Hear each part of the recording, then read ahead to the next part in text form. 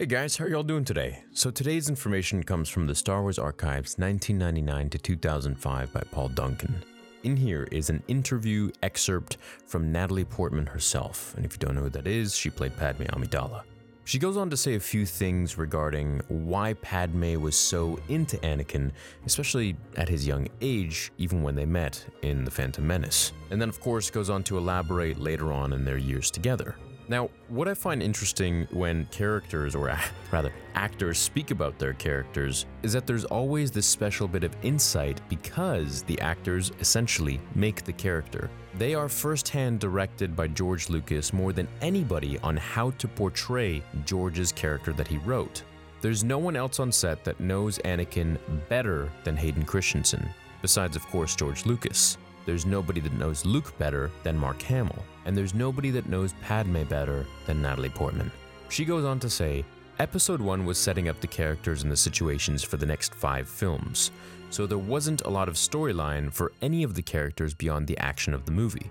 Queen Amidala was a very mask-like character. She didn't really have any dramatic relationships with other characters, so I had to internalize everything.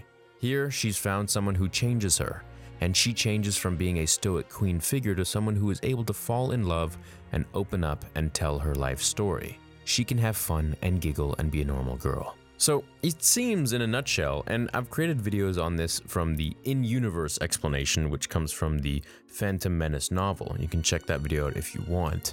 That one goes over Padme's thoughts, again, in-universe, in the story of Star Wars, towards 9-year-old Anakin.